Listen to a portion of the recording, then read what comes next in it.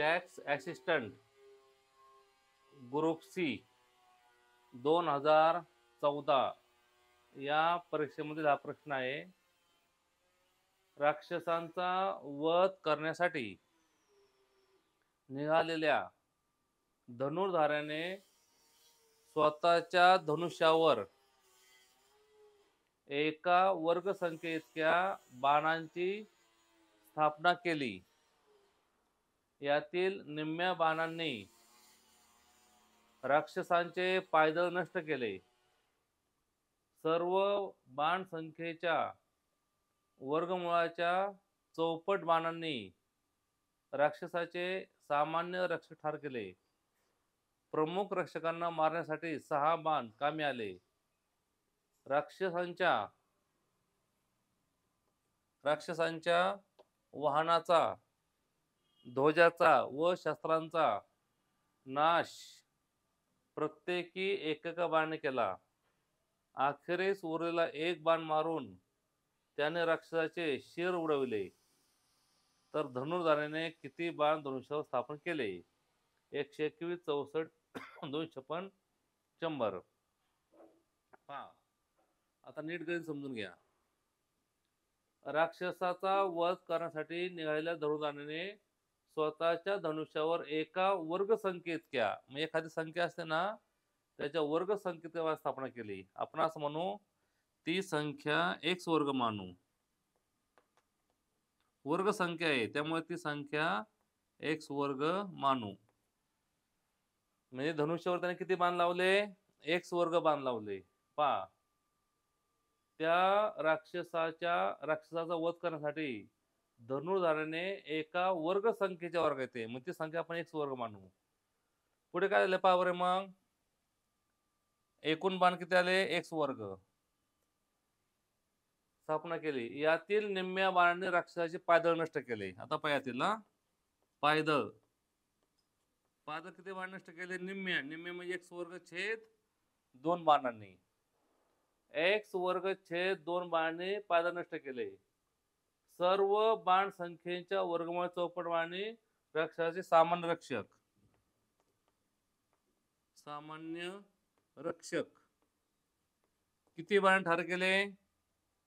पहा, यातील निम्म्या बाणांनी राक्षसाचे पायदळ नष्ट केले. सर्व बाण संख्येच्या वर्गमुळाच्या चौपट बाणांनी राक्षसाचे सामान्य रक्षक ठार केले.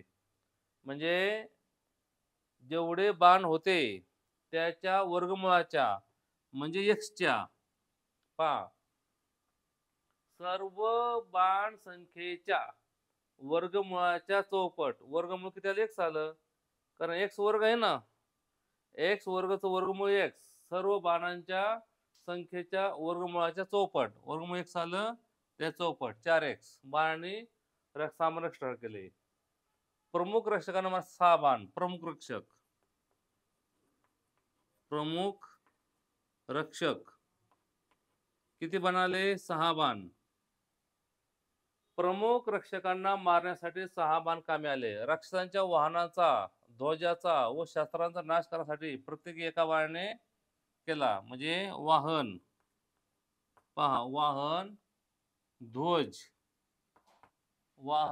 आणि शस्त्र, ह्या तिघांचं त्याने प्रत्येकी एक बाण वापरला. मग 3 बाण गेले. किती बाण गेले? 3. आणि अखेरीस उरले एक बाण, राक्षसाचे शिर, ते एका बाणाने असे आले. मग ही बाणाची संख्या आणि ही संख्या समान आहे, कारण एवढे बाण त्याने वापरलेत. बघा, x वर्ग बाण होते, त्यातले पादळाला निम्मे गेले, त्याच्या संख्येच्या वर्गमूळ चौपट इकडे गेले, 6 इकडे, 3 इकडे, इकडे गेले. मग समीकरण कसं तयार होणार आहे? x वर्ग बरोबर x वर्ग छेद 2 अधिक 4x अधिक 6 अधिक 3 अधिक 1, हे समीकरण तयार झालं. पहा, एकूण बाण x वर्ग बरोबर हे निम्मे आधी कुठे गेले? पादळाला. वर्गमुळाच्या चौपट, x वर्गचं वर्गमूळ x, चौपट बाणांनी सामान्य रक्षक गेले, एवढे गेले 6 बाण प्रमुख रक्षकांना 3 ते वाहन ध्वज आणि शस्त्र नष्ट करायला आणि 1 बाण शेवटी राक्षसाचे शिर मोकळे करायला. हे समीकरण आलं. आता आपण काय करू, समीकरण सोडू आता. म्हणून x वर्ग बरोबर x वर्ग छेद 2 अधिक 4x अधिक 10 आलं. इथं आपण 2 नको आहे, हा 2 आपल्याला नको आहे. मग आपण करू प्रत्येकाला 2 निघून. मग कसं होईल, 2x वर्ग बरोबर x वर्ग अधिक 8x अधिक 20. प्रत्येकाला आपण काय केलं, 2 गुणलं. हा x वर्ग इकडे वजा होणार, हे सगळं इकडे आणू. मग 2x वर्ग मधून 1x वर्ग गेला, x वर्ग राहिला, अधिकचे वजा आले 8x, अधिकचं वजा 20 शून्य आलं. आता हे समीकरण सोडवायचं. कोणतं, x वर्ग वजा 8x वजा 20, हे आपण समीकरण सोडवू आता. पहा, x वर्ग वजा 8x वजा 20, मग x वर्ग वजा 8x वजा 20 बरोबर 0. म्हणून वजा बाकी 8 पाहिजे, गुणाकार 20 पाहिजे, 10 दुने 20, मग x वजा 10 आणि x अधिक 2 बरोबर 0. x वजा 10 x अधिक 2, मग याचं उत्तर काय होणार आहे, x बरोबर 10 किंवा x बरोबर वजा 2. वजा ही संख्या होऊ शकत नाही बाणांची. x मध्ये 10 आले.